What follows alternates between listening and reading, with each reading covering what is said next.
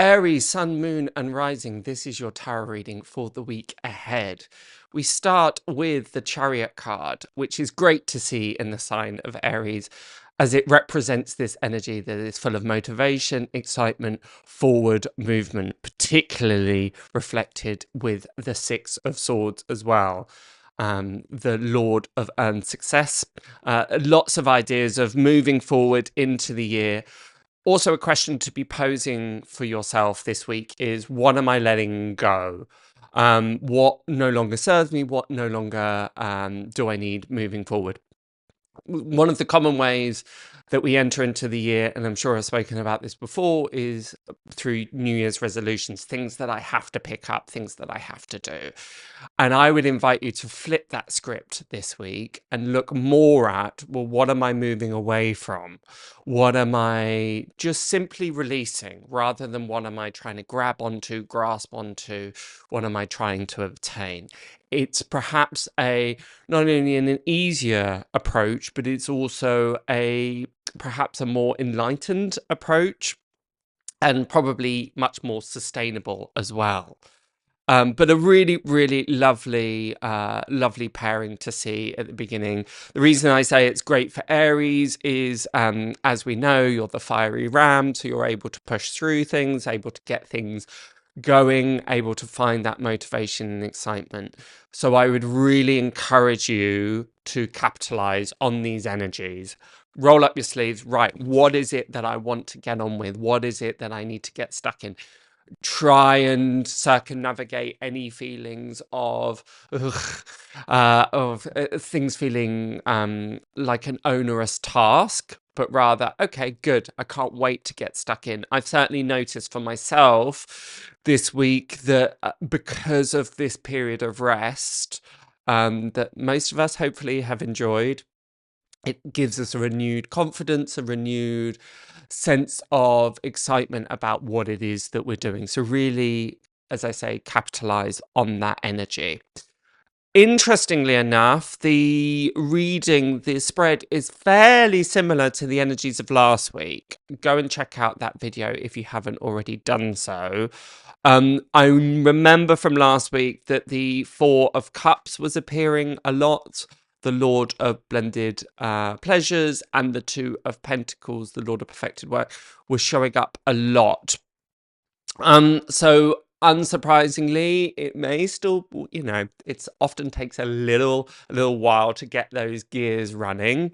So don't be surprised if those energies from last week are spilling over to the next.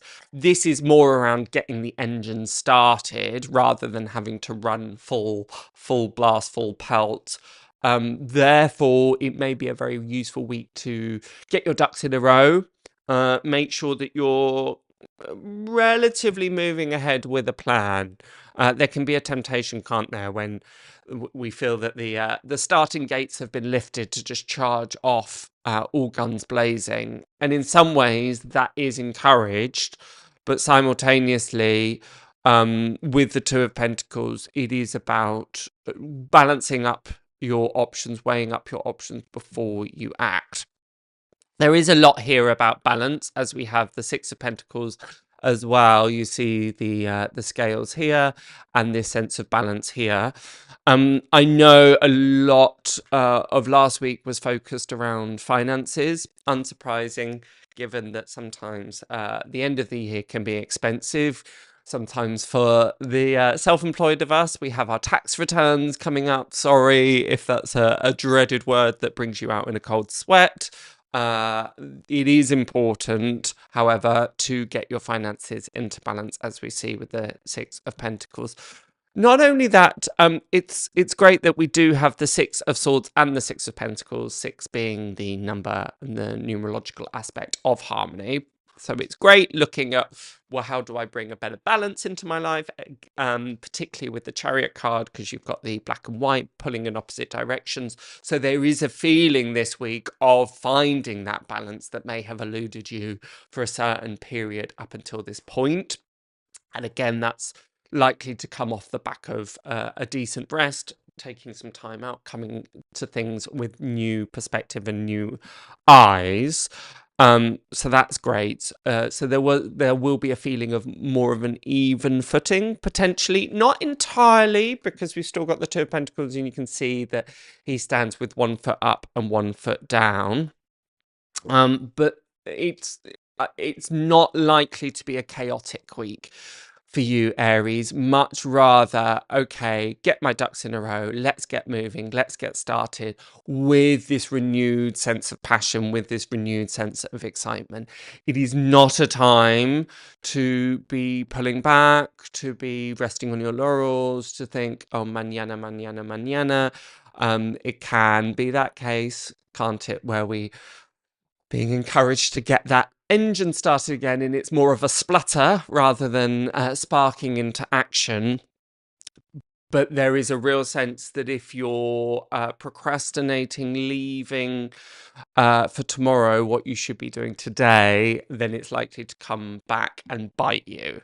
So it's not that you, as I say, it's not that you have to kind of drink all the energy drinks and run forward like a bunny rabbit, but much rather ducks in a row. Okay, how can I get things in order before I move ahead?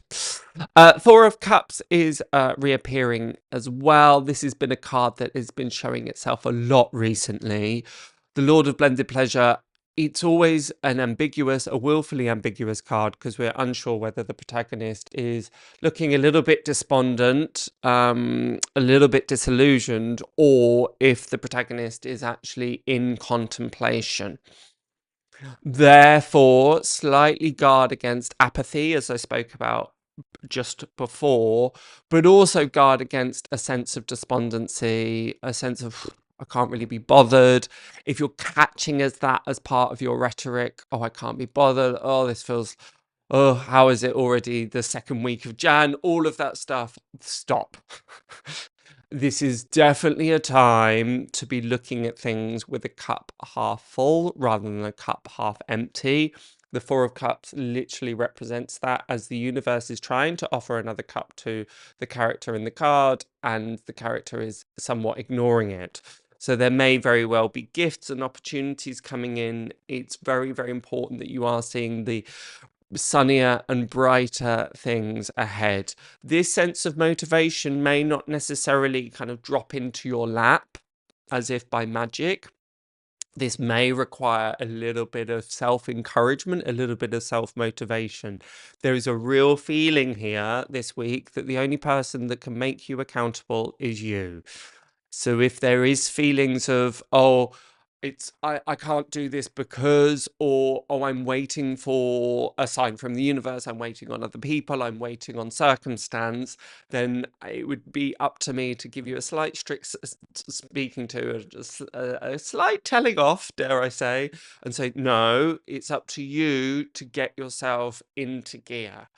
Again, there's sometimes those times where, particularly with New Year's resolutions, it starts to enter into the middle of January, and some of those may have slipped, and we think, oh, what's the point? And we kind of give up before we've even started. And there's a real encouragement here with the cards of don't do that. Don't do that. A bit of a week as well, as much as letting things go. There will be a call and a need not only for finances, as aforementioned, but also about work and career anyhow. If there is a feeling of dread, or if there is a feeling of apathy or lethargy around work, this week is a real opportunity to look at how to change that. That could be as drastic and as extreme as changing careers. Again, this is a theme that has been coming up a lot recently for a lot of the star signs, a lot of questioning around your career.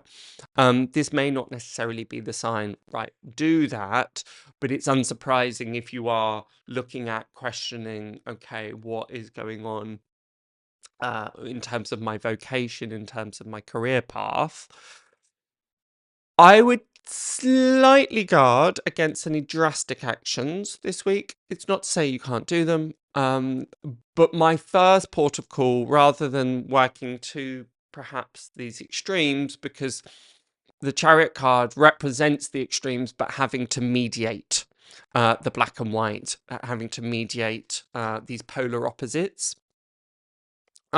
So there is a bit of a call of, actually, it may be more conducive to your long-term goals to find the middle ground, find the middle path. However, it is a really, really good time and opportunity to be asking yourself, what do I need to do, not only to improve my finances, but also to improve my work in general? Does that need more pleasure? Do I need to ask for a raise? Do I need to adjust my approach? Do I need to adjust my attitude? These are some of the good questions to be asking. And some of those answers may come in a slightly more subtle way, rather than these big expressions, as I've spoken about before. So more of a time to be posing these questions rather than taking action. But just given that we've got the Six of Pentacles and the Two of Pentacles, there is a call for balance within your work, your health and wealth, is how I'd express that. But overall, looks good. Just carry on. It's probably the mantra. Just keep swimming. But as I mentioned right at the start, it's a good time to be looking at, okay, what do I need to let go? Where can I streamline? And particularly, how can I make myself happier within work? Hope that helps. I shall see you next week. As ever, make sure that you check out your rising sign and your moon sign. If you're unsure how to do that, go and check the website under Tarotscopes, and there's a way to find out. But until next week, have a wonderful, wonderful week, and I'll see you then. Bye for now.